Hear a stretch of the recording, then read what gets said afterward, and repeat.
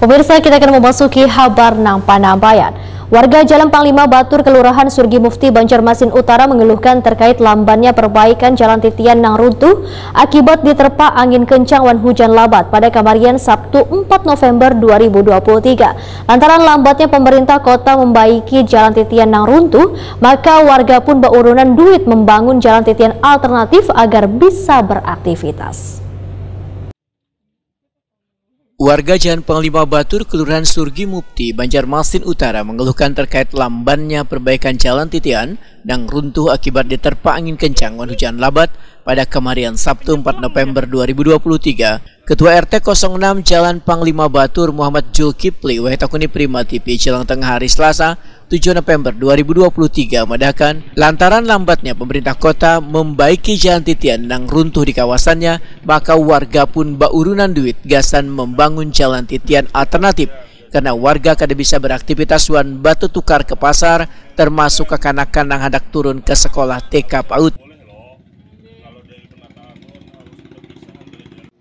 Menurut Muhammad Zulkifli, Jalan Titian yang runtuh ini adalah salah satu jalan alternatif bagi warga dari arah Pasar Lama menuju ke kawasan Sungai Jinga, wai ada kegiatan keagamaan di Masjid Jami. Muhammad Zulkifli berharap Jalan Titian ini secepatnya bisa diperbaiki supaya kada mengganggu aktivitas warga. Untuk sementara jalannya dibikinkan alternatif. Untuk jalur ke Pasar Lama, kasihan para ibu-ibu itu.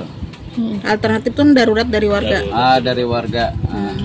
Kalau dari Pemko apa aja Pak? Ada rencana? Dari Pemko kemarin didesak oleh dari Pak Hendra mau minta dibikinkan jalan sementara supaya warga bisa melintas.